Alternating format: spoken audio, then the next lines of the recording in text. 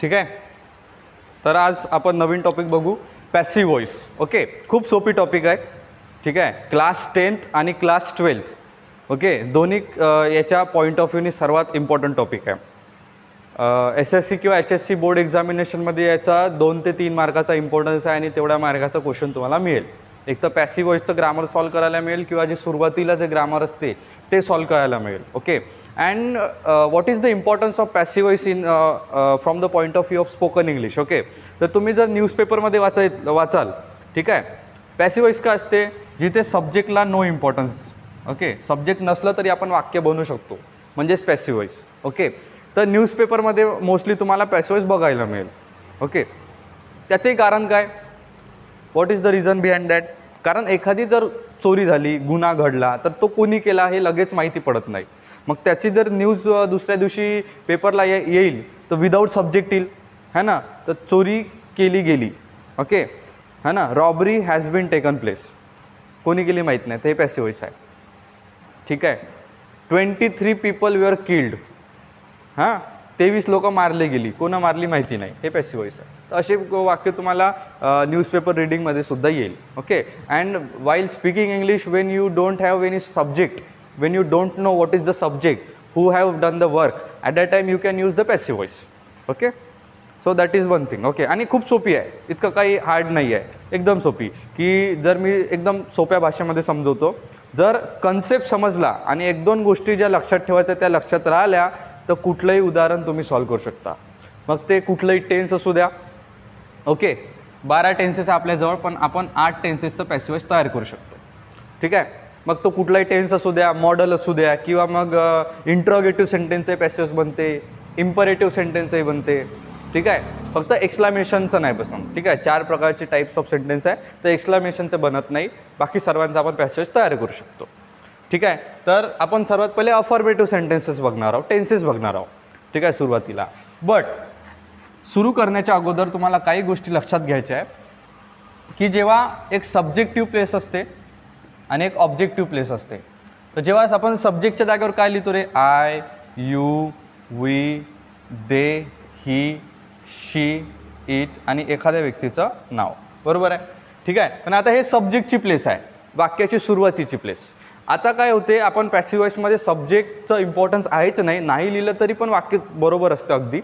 But जर आपल्याला mention करायचं असेल तर आपण शेवट लिहितो सब्जेक्ट.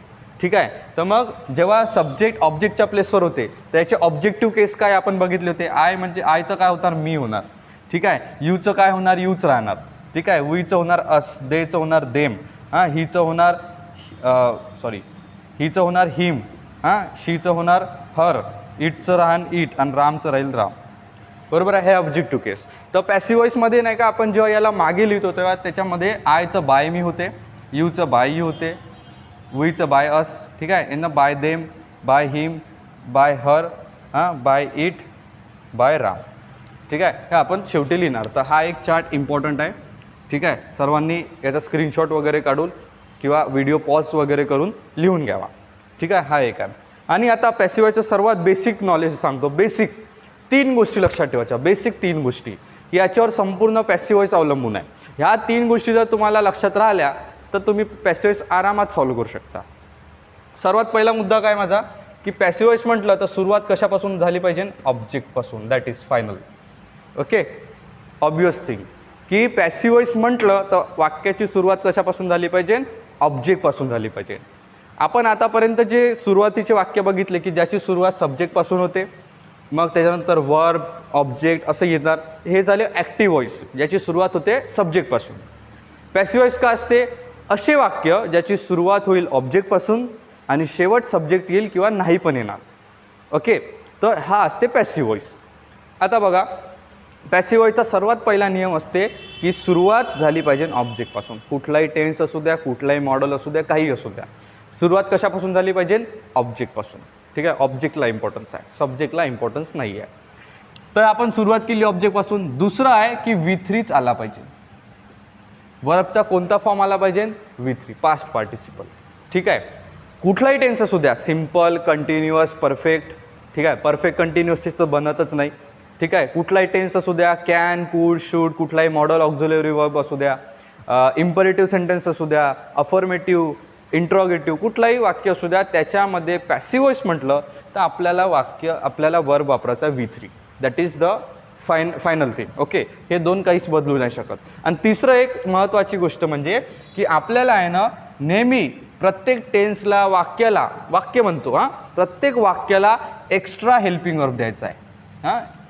एक्स्ट्रा हेल्पिंग वर्ब म्हणजे एखाद्या वाक्यापाशी म्हणजे टेन्स पकडू आपण, जसं प्रेझेंट कंटिन्युअस टेन्स आहे तर याची हेल्पिंग वर्ब काय, ॲम इज आर. बरोबर, तर ॲम इज आर तर आपल्याला वापराच लागेल, पण पॅसिव्ह वॉइस तयार करताना ॲम इज आर नंतर आपल्याला अजून एक एक्स्ट्रा हेल्पिंग वर्ब द्यावं लागेल. ठीक आहे. प्रत्येक टेन्सला, प्रत्येक वाक्याला आपल्याला एक्स्ट्रा हेल्पिंग वर्ब द्यायचा आहे. तर हे 3 मुद्दे लक्षात तुम्हाला ठेवले पाहिजे की वाक्याची सुरुवात होईल ऑब्जेक्टपासून, कुठलाही टेन्स असला, कुठलंही काही असलं वाक्य तरी वर्बचा थर्ड फॉर्मच येणार, आणि तिसरी महत्त्वाची गोष्ट म्हणजे त्याच्यापाशी स्वतःचे हेल्पिंग वर्ब असले किंवा नसले तरी आपल्याला एक्स्ट्रा हेल्पिंग वर्ब बाहेरून लावावा लागेल. हे 3 मुद्दे कन्फर्म आहे. ठीक आहे, तर आता हे तुम्हाला लक्षात आलं असेल. ओके, ही गोष्ट तुम्हाला लक्षात आली असेल. एकदम सोपी गोष्ट आहे. आता आपण बघू, सुरुवात करू पॅसिव्ह वॉइसला. तर सर्वात पहिले मी घेतो सिम्पल प्रेझेंट टेन्स. एकदम सोपी. ठीक आहे, एक सेकंड मी जरा रफ करतो याला.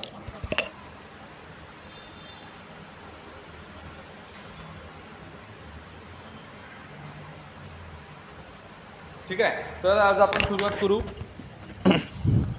Simple present tense.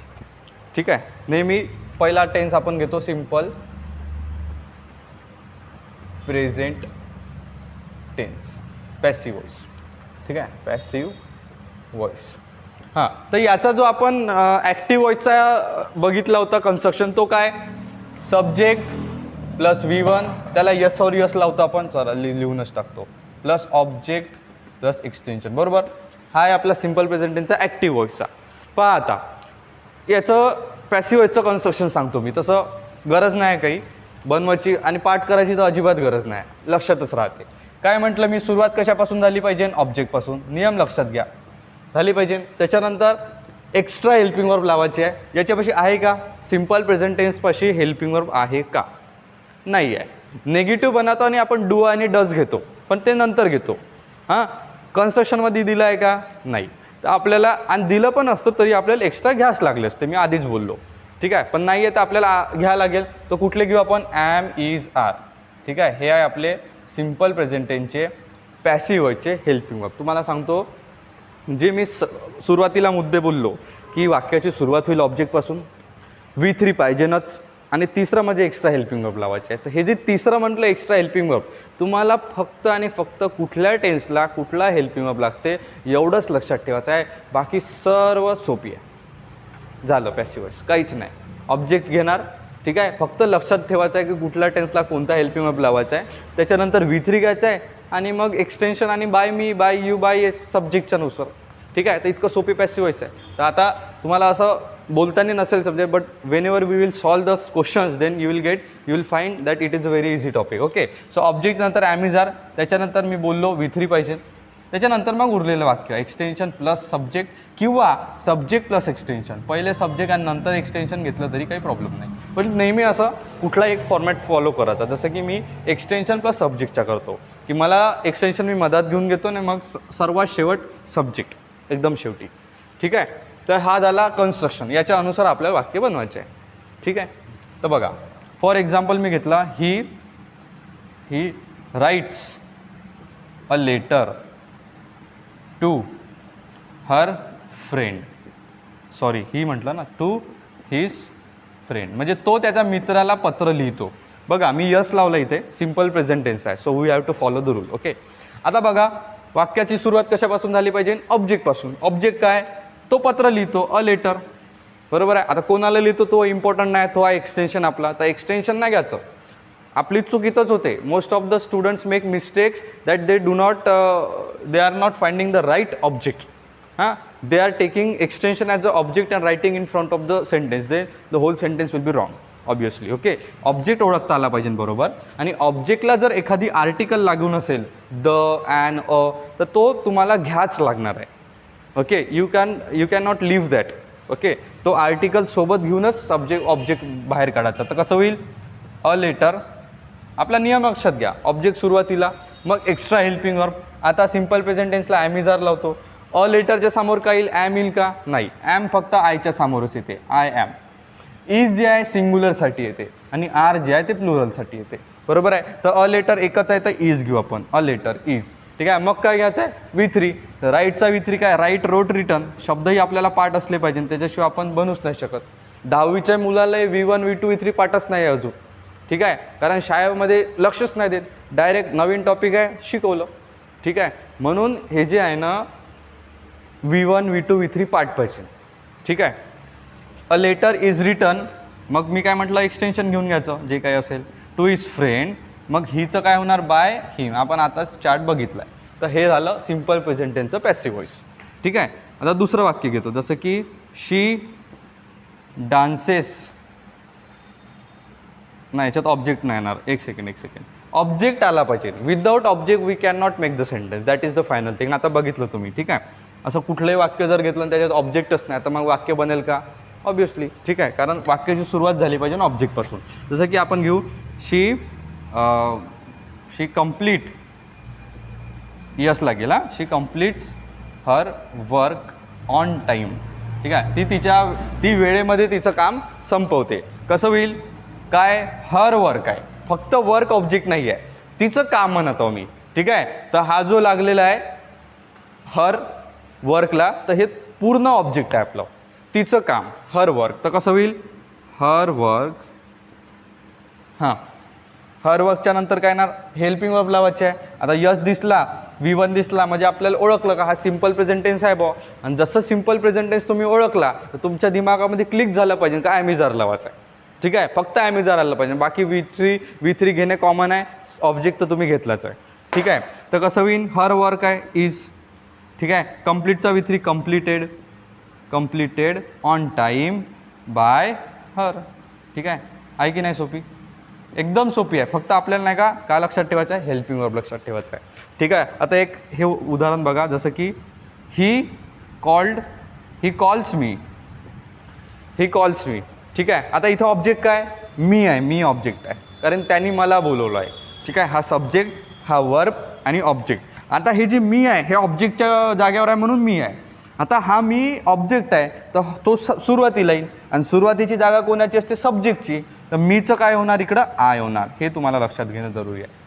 ठीक आहे, जर कोणता प्रोनाऊन जो आहे तो ॲज अ ऑब्जेक्ट आला, तर त्याला आपण सुरुवातीला घेतो, त्याचं सब्जेक्टच्या प्लेसवर जाते, तर ऑब्जेक्टिव्ह केसचं सब्जेक्टिव्ह केस करावं लागेल आपल्याला. तर मीचं काय झालं, आय झालं, तर आय, मग आयच्या समोर हेल्पिंग वर्ब काय घेतो आपण, ॲम. आय हे बघा ना, ऑब्जेक्ट झाला, त्याच्यानंतर हेल्पिंग वर्ब, मग V3 हा ऑब्जेक्ट, मग हेल्पिंग वर्ब, मग कॉल्डचा V3 कॉल्ड, पुन्हा बाय हिम. तर हा झाला तुमचा पॅसिव्ह व्हॉइस. तर असे वाक्य तुम्हाला तयार करायचे आहे. तर आता तुम्ही प्रॅक्टिस घरी आरामशीर करू शकता, काही नाही, तुम्ही असे वाक्य बनवा सिम्पल प्रेझेंट टेन्सचे, किंवा माझे आधीचे लेक्चर्स बघितले असेल तर मी तुम्हाला सिम्पल प्रेझेंट टेन्स शिकवलेलं आहे. ठीक आहे, तर त्याच्यामध्ये मी तुम्हाला उदाहरण दिलं आहे, तर ते तुम्ही उदाहरण कॉपी करून त्याचे पॅसिव्ह व्हॉइस तयार करू शकता. ठीक आहे, तर असे तुम्हाला हे सिम्पल, तो पॅसिव्ह व्हॉइस समजला इथपर्यंत सर्वांना. ठीक आहे, सो खूप इझी आहे. फक्त 3 मुद्दे लक्षात ठेवा, की सुरुवात होईल ऑब्जेक्टपासून, V3 इज कंपल्सरी, आणि एक्स्ट्रा हेल्पिंग वर्ब लावावा लागेल, त्याच्यापाशी असेल तरी किंवा नसेल तरी. ठीक आहे, हेल्पिंग वर्ब लक्षात ठेवा. सिम्पल प्रेझेंट टेन्सला ॲम इज आर आहे, सिम्पल पास्ट टेन्सला वॉज वेअर आहे, सिम्पल फ्युचरला will be shall be, will already shall असते आणि आपण बी लावतो, बरोबर. फ्युचर कंटिन्युअस टेन्सचा बनत नाही. ठीक आहे, मग कंटिन्युअसचे 2च राहिले, प्रेझेंट आणि पास्ट. तर दोघांपाशी ॲम इज आर आहे, वॉज वेअर आहे, हे वापरायचे आणि त्याच्यानंतर एक्स्ट्रा लावायचा. तो मी नंतरच्या लेक्चरमध्ये सांगतो. आता कन्फ्युजन करायची काही गरज नाही. आता तुम्ही जो मी ह्या सिम्पल प्रेझेंट टेन्सचा पॅसिव्ह शिकवला आहे त्याची तुम्ही चांगली प्रॅक्टिस करा. ठीक आहे, तर हे लिहून टाका इतकं.